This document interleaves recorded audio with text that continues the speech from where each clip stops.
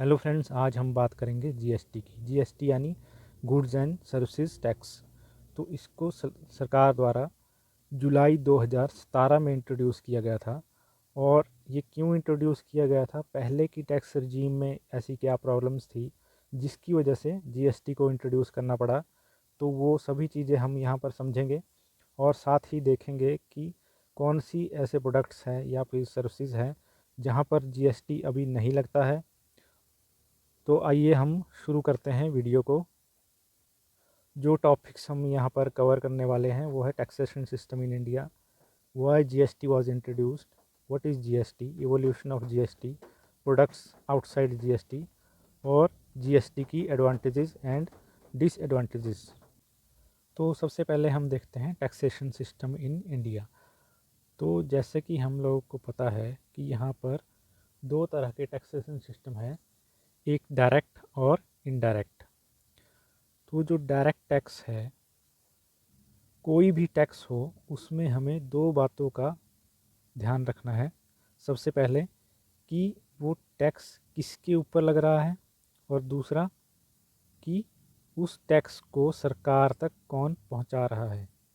इन दो बातों का ध्यान रखना है। तो डायरेक्ट टैक्स में अगर हम देखें तो इम्पोज जिस व्यक्ति पर हो रहा है टैक्स, और जो सरकार तक टैक्स पहुंचाएगा वो व्यक्ति सेम ही अगर है तो इसका मतलब है वो डायरेक्ट टैक्स है। इसका एग्जांपल है इनकम टैक्स। ये इनकम टैक्स हमारा इनकम पर लगता है, तो यानी अगर मेरी इनकम टैक्सेबल है तो मुझे सरकार को वो टैक्स जमा कराना पड़ेगा। और अब हम देखते हैं इनडायरेक्ट टैक्स। इनडायरेक्ट टैक्स यहाँ पर इम्पोज्ड ऑन, यानी जिस व्यक्ति पर टैक्स लगा वो P1 है, और जो व्यक्ति उस टैक्स को सरकार के पास जमा करवाएगा वो P2 है, यानी अलग अलग व्यक्ति है दोनों। तो इसको कहते हैं इनडायरेक्ट टैक्स। इसका एग्जाम्पल है जैसे जीएसटी। हम एक एग्जाम्पल से समझते हैं। मान लीजिए मैं एक दुकान से एक फ़ोन ख़रीदता हूँ जिसकी कीमत है 10,500 रुपये, ठीक है। और उस 10,000 में 500 रुपये में 500 रुपये टैक्स है। तो मैं तो दुकानदार को 10,500 रुपये जमा करवा दूंगा, लेकिन अब ये जो दुकानदार है इसकी रिस्पॉन्सिबिलिटी है कि ये टैक्स जो 500 रुपये टैक्स है ये सरकार तक पहुंचाए, ठीक है। तो टैक्स मैंने दिया है, एक्चुअली में टैक्स जो कस्टमर है उस पर लगा, लेकिन सरकार तक पहुंचाया किसने? दुकानदार ने। तो इसको हम इनडायरेक्ट टैक्स कहते हैं। नेक्स्ट हम देखते हैं कि जो डायरेक्ट टैक्स है वो एक प्रोग्रेसिव टैक्सेशन सिस्टम है। पर जैसे जैसे व्यक्ति की इनकम बढ़ती जाएगी वैसे वैसे टैक्स भी बढ़ता जाएगा। मान लीजिए किसी की इनकम 5 लाख से 10 लाख के बीच में है तो उस पर 10% टैक्स है। 10 लाख टू 15 लाख है तो 15%। तो ऐसे ऐसे ये बढ़ता जाएगा टैक्स, जैसे जैसे इनकम बढ़ती जाएगी। दूसरी तरफ जो इनडायरेक्ट टैक्स है वो एक रिग्रेसिव टैक्सेशन सिस्टम है, जहाँ पर कोई अमीर हो या गरीब हो सभी के लिए सेम टैक्स है। अगर कोई गरीब व्यक्ति इस फ़ोन को ख़रीदता है और उसके ऊपर भी 500 रुपये टैक्स पड़ेगा, और अगर कोई अमीर व्यक्ति ख़रीदेगा उसके लिए भी 500 रुपये ही टैक्स है। इसलिए ये एक रिग्रेसिव टैक्सेशन सिस्टम है। एक और अगर हम डिफरेंस देखें तो CBDT, अगर आप लोगों ने सुना होगा, central board of direct taxes, जो इसकी एडमिनिस्ट्रेटिव बॉडी है डायरेक्ट टैक्स की। दूसरी तरफ CBIC, central board of indirect taxes and custom, तो ये है एडमिनिस्ट्रेटिव बॉडी इनडायरेक्ट टैक्सेस की। तो यहाँ पर हम देख सकते हैं टैक्सेशन दो तरह का है, डायरेक्ट और इनडायरेक्ट, जिसमें डायरेक्ट टैक्स में है income tax, corporate tax, gift tax, wealth tax. तो इनकम टैक्स तो आपको पता है इनकम पर लगता है। कॉरपोरेट टैक्स ये बड़ी बड़ी कंपनीज़ हैं उनके प्रॉफिट पर कॉरपोरेट टैक्स लिया जाता है। और उसके बाद गिफ्ट टैक्स है, कुछ गिफ्ट्स हैं जो टैक्सेबल होते हैं। और उसके बाद वेल्थ टैक्स है जो वेल्थ पर लगता है, प्रॉपर्टी पर लगेगा। उसके बाद जीएसटी है जीएसटी हम समझेंगे कि क्या है। उसके बाद है वैट, वैल्यू एडेड टैक्स, जो वैल्यू एडिशन पर लगता है। कस्टम ड्यूटी, कस्टम ड्यूटी कोई भी चीज़ अगर हम इंपोर्ट करेंगे बाहर से तो उस पर कस्टम ड्यूटी लगती है। उसके बाद एक्साइज टैक्स है, एक्साइज टैक्स लगता है मैन्युफैक्चरिंग पर। कोई भी प्रोडक्ट अगर मैन्युफैक्चर हो रहा है फैक्ट्री में तो उस पर एक्साइज ड्यूटी देनी पड़ेगी। उसके बाद लॉटरी टैक्स है, एंट्री टैक्स, एंटरटेनमेंट है, लग्जरी टैक्स है, ये सारे इनडायरेक्ट टैक्सेस हैं। तो नेक्स्ट हम देखते हैं कि जीएसटी की ज़रूरत यहाँ पर क्यों पड़ी, और पहले वाली जो टैक्स रिजीम थी उसमें ऐसी क्या कमियाँ थी कि जिस वजह से जीएसटी को इंट्रोड्यूस करना पड़ा। तो मान लीजिए एक कार मैन्युफैक्चरिंग कंपनी है, उसने जो एक कार बनाई जिसकी मैन्युफैक्चरिंग कॉस्ट है 5 लाख रुपए, उस पर जो प्री जीएसटी की मैं बात कर रहा हूँ, जब जीएसटी नहीं लगा था उस समय एक्साइज ड्यूटी लगती थी 12.5%। तो 5 लाख पे ये लगी और 62,500 रुपये एक्साइज ड्यूटी यहाँ पर हो गई। उसके बाद जो टोटल कॉस्ट यहाँ पर कार की बनी वो बनी 5,62,500 रुपये। उसके बाद जब ये कार सेल होगी तो यहाँ पर वैट देना पड़ेगा, वैल्यू एडेड टैक्स 14%, जो कि इस कॉस्ट पर लगेगा।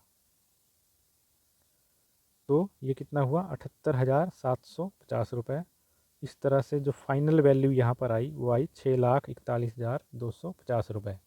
ये तो बात है जब जीएसटी नहीं लगा था। उसके बाद जब जीएसटी लगा, जीएसटी में क्या हुआ, मैन्युफैक्चरिंग कॉस्ट 5 लाख रुपये, यहाँ पर एक्साइज ड्यूटी नहीं लगेगी, कोई एक्साइज ड्यूटी नहीं है, और यहाँ पर लगेगा हमारा जीएसटी 18%। तो 18% हम कैलकुलेट करें 5 लाख का तो 90,000 बनता है।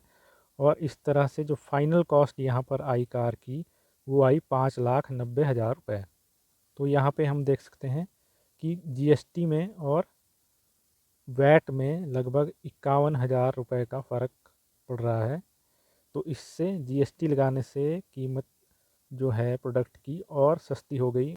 तो यहाँ पर हम देख सकते हैं प्री जीएसटी में यहाँ पर एक्साइज ड्यूटी पहले लगी 62,500 रुपये, उसके ऊपर और टैक्स लगा 14%, यानी टैक्स के ऊपर हमें टैक्स पे करना पड़ रहा है। इसीलिए यहाँ पर जो कीमत है कार की वो फाइनल वो काफ़ी ज़्यादा आई जीएसटी के मुकाबले में। इस सिस्टम को हम कहते हैं कास्केडिंग इफ़ेक्ट। जहाँ पर टैक्स के ऊपर टैक्स लग जाए उसको हम कहते हैं कास्केडिंग इफ़ेक्ट। तो ये जो टैक्सेशन, डबल टैक्सेशन था यहाँ पर, इन कमियों को पूरा करने के लिए जीएसटी को लाया गया। तो अब हम देखते हैं एक एक करके कि जीएसटी क्यों लाना पड़ा। सबसे पहला कारण है to achieve the ideology of one nation one tax. तो पहले जो टैक्स सिस्टम था उसमें हर स्टेट का अपना एक टैक्स लॉ था, तो इससे ये टैक्सेशन सिस्टम काफ़ी कॉम्प्लेक्स हो जाता था और डीलर्स को हर स्टेट की कंप्लायंस पूरी करने में काफ़ी ज़्यादा मेहनत करनी पड़ती थी और दिक्कतें आती थी। तो इस वजह से जीएसटी यहाँ पर लाना पड़ा, जिससे one nation one tax system यहाँ पर लाया जा सके। तो नेक्स्ट है to subsume majority of indirect taxes. तो इंडिया में बहुत सारे इनडायरेक्ट टैक्सेस थे, जैसे excise duty, VAT, entertainment tax, luxury tax, service tax. तो इन सभी को हटाकर एक सिंगल टैक्सेशन सिस्टम यहाँ पर लाया गया।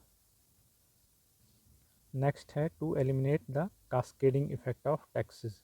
तो ये मैंने आपको समझा दिया है कि टैक्स के ऊपर जब टैक्स लग जाए उसको कास्केडिंग इफेक्ट कहते हैं। तो इसी को यहाँ पर हटाने के लिए जीएसटी इंट्रोड्यूस किया गया। नेक्स्ट है टू कर्ब टैक्स इवेजन। जो पहले का सिस्टम था टैक्सेशन में, उस समय बहुत ज़्यादा टैक्स इवेजन यहाँ पर थी, क्योंकि हर स्टेट का अपना एक लॉ था और अपनी एक कंप्लायंस थी, अलग अलग टैक्स रेट्स थे। तो इससे ये सिस्टम बहुत ज़्यादा कॉम्प्लेक्स हो जाता था और जो डिफ़ॉल्टर थे उनको पकड़ना काफ़ी मुश्किल होता था, क्योंकि काफ़ी ज़्यादा वर्क जो था वो मैनुअल था। इसीलिए यहाँ पर टैक्स इवेजन ज़्यादा थी। इसलिए यहाँ पर एक ऑनलाइन सिस्टम की ज़रूरत थी। नेक्स्ट है online procedure for ease of doing business.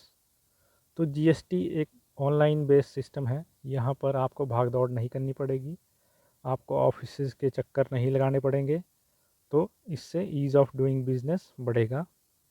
Next है to promote competitive pricing and increase consumption. तो जो सिस्टम हमें जीएसटी से पहले देखने को मिलता है, वहाँ पर मल्टीपल टैक्सेस लगते थे, जिसकी वजह से जो प्रोडक्ट की जो फाइनल कॉस्ट है वो काफ़ी ज़्यादा इंक्रीज़ हो जाती थी, जिससे कि हमारे प्रोडक्ट्स इंटरनेशनल मार्केट में सरवाइव नहीं कर पाते थे। लेकिन जीएसटी को लाने से उन प्रोडक्ट्स की जो कीमतें हैं वो काफ़ी ज़्यादा कम हो जाएंगी और ये इंटरनेशनल मार्केट में compete कर पाएंगे। नेक्स्ट है इवोल्यूशन ऑफ जीएसटी। तो 2003 में विजय केलकर टास्क फोर्स बनाई गई थी इनडायरेक्ट टैक्सेस को देखने के लिए, और इन्होंने सजेस्ट किया था फर्स्ट टाइम एक comprehensive goods and service tax होना चाहिए, जिसमें जितने भी इनडायरेक्ट टैक्सेस हैं उनको सबज्यूम किया जाए। तो 2006-07 की बजट स्पीच में सरकार ने कहा था कि 2010 तक हम जीएसटी लगा देंगे, लेकिन इसमें डिले हो गया। फिर 2011 में एक कॉन्स्टिट्यूशनल अमेंडमेंट बिल लाया गया था जीएसटी के लिए, लेकिन ये भी लैप्स हो गया था। तो इसके बाद फाइनली 2017 में 122वां अमेंडमेंट बिल पास किया गया, जिसके तहत 1 जुलाई 2017 से जीएसटी लागू कर दिया गया। तो अब हम देखते हैं जीएसटी यानी गुड्स एंड सर्विसेज टैक्स। तो जीएसटी के अगर हम कुछ मेन कंपोनेंट्स की बात करें, एक तो ये ऑनलाइन सिस्टम है टोटली, जहाँ पर रजिस्ट्रेशन से लेके रिटर्न फाइलिंग रिफ़ंड सभी ऑनलाइन है।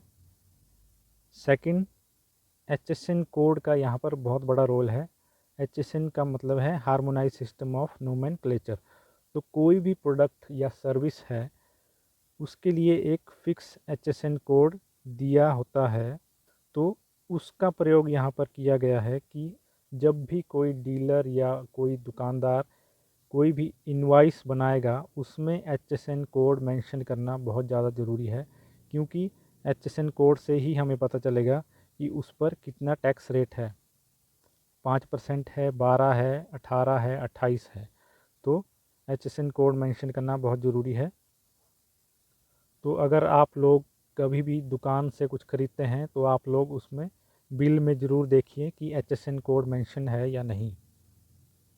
और आप ये भी चेक कर सकते हैं कि जो टैक्स आपको लगाया गया है वो सही है या नहीं।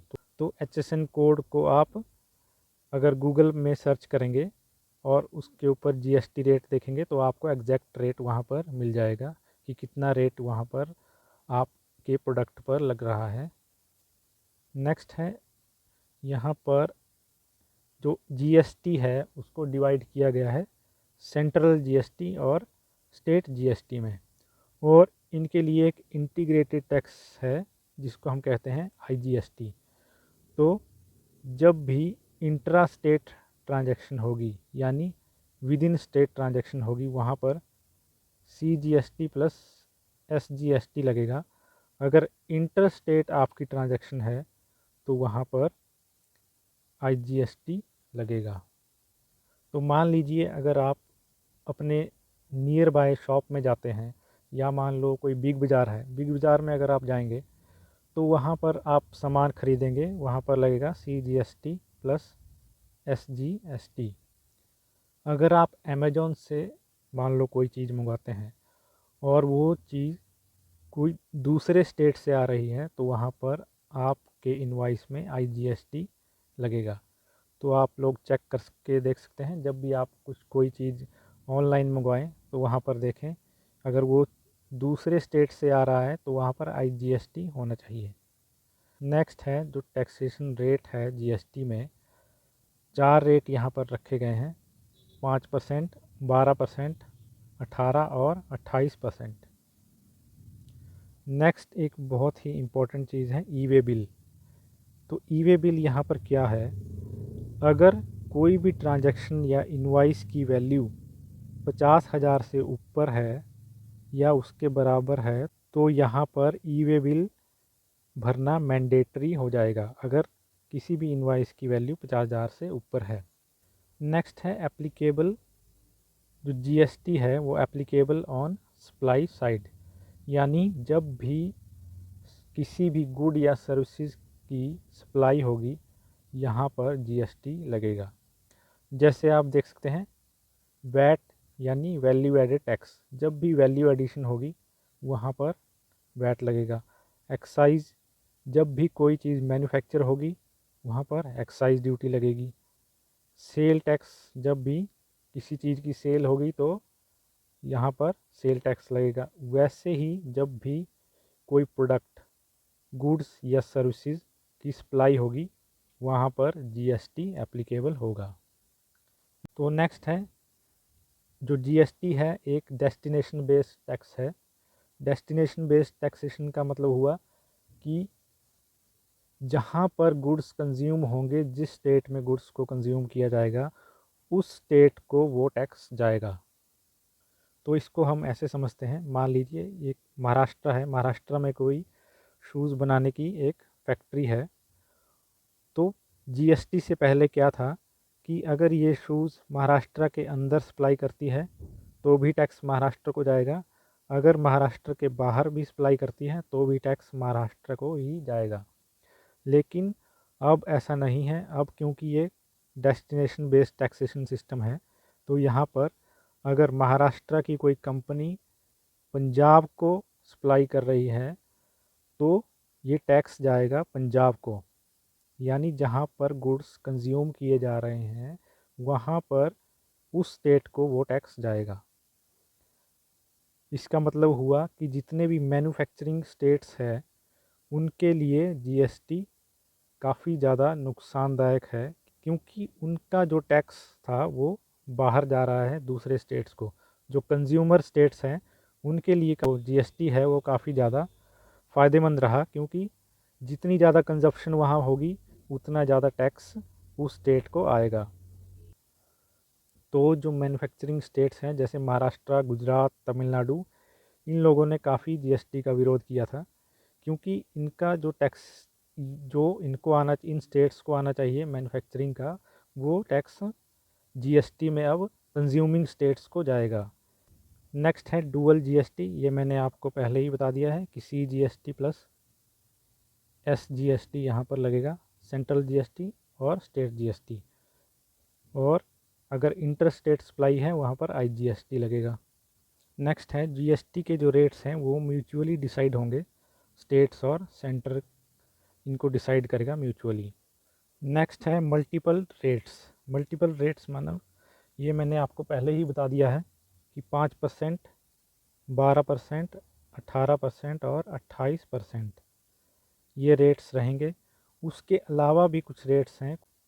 गोल्ड पर जीएसटी यहाँ पर 3% है, गोल्ड की वैल्यू पर, और अगर उससे जो ज्वेलरी बनती है यानी मेकिंग चार्जेस पर अलग से 5% टैक्स है।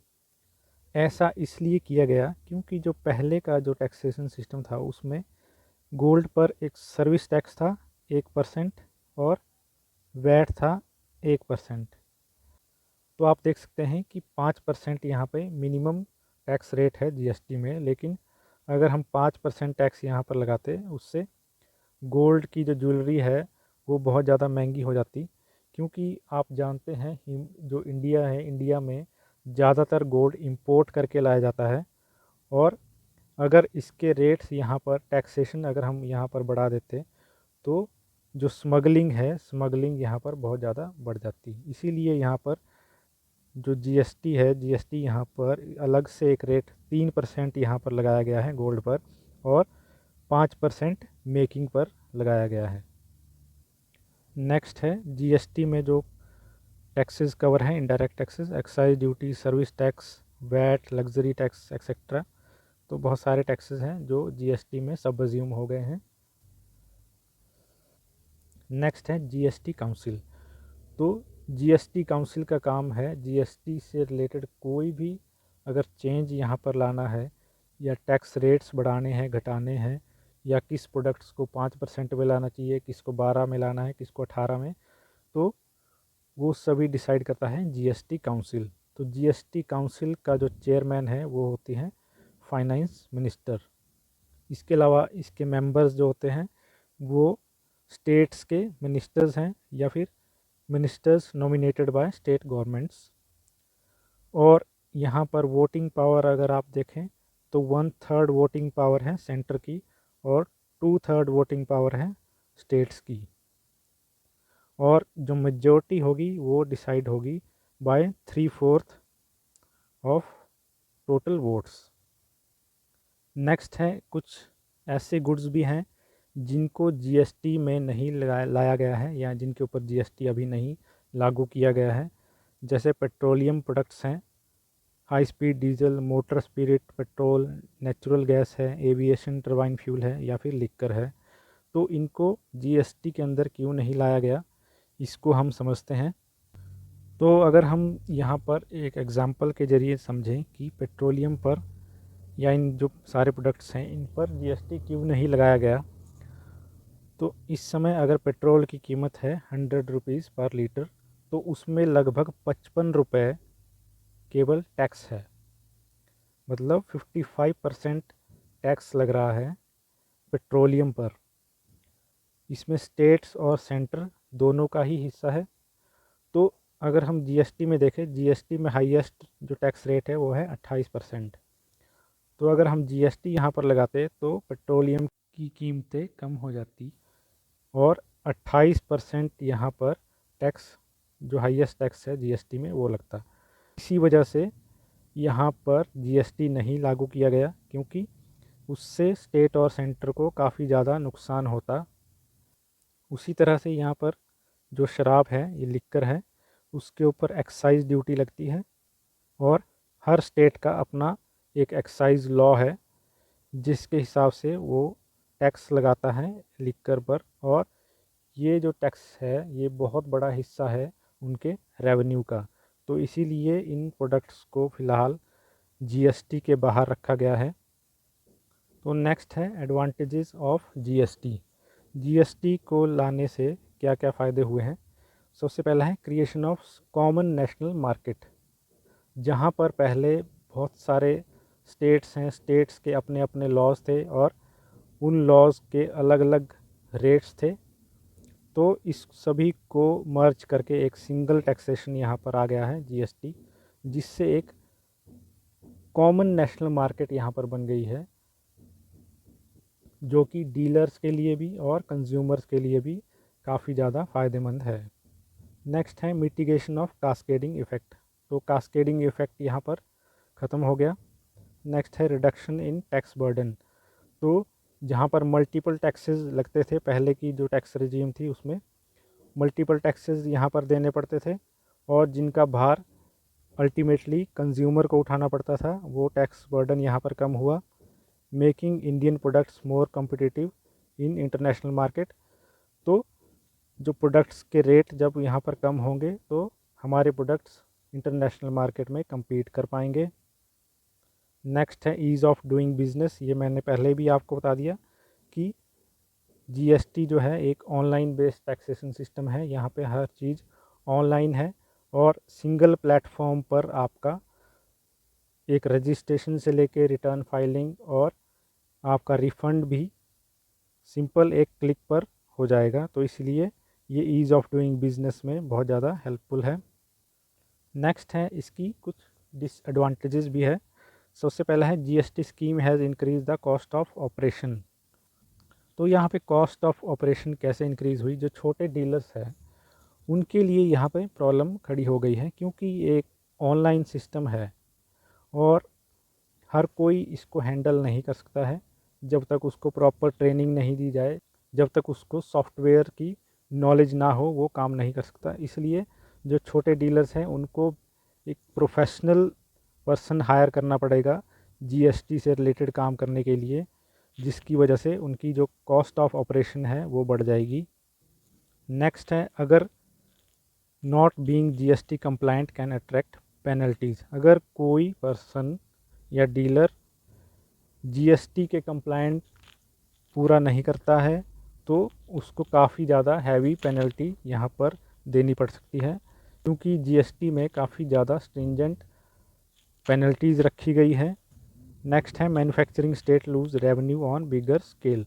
तो जैसा कि मैंने बताया था कि जो कंज्यूमिंग स्टेट्स हैं उनको फ़ायदा होगा, क्योंकि ये एक डेस्टिनेशन बेस्ड टैक्स है। तो जहाँ पर अल्टीमेटली गुड्स कंज्यूम होंगे उस स्टेट को टैक्स जाएगा, और जो मैन्युफैक्चरिंग स्टेट्स हैं उनको लॉस होगा। नेक्स्ट है the reduction in the physical autonomy of the states. तो जीएसटी से पहले जितने भी स्टेट्स थे उनके अलग अलग लॉस थे, अपने अपने लॉस थे और अपने अपने टैक्स रेट्स थे, जिससे उनके पास जो फाइनेंशियल एक ऑटोनॉमी थी कि वो अपने हिसाब से टैक्स को रेगुलेट कर सकते थे और रेवेन्यू जनरेट कर सकते थे। लेकिन वो ऑटोनॉमी अब स्टेट्स के पास नहीं रही। तो अगर आपको वीडियो अच्छा लगा हो तो please like, subscribe and share. Thank you.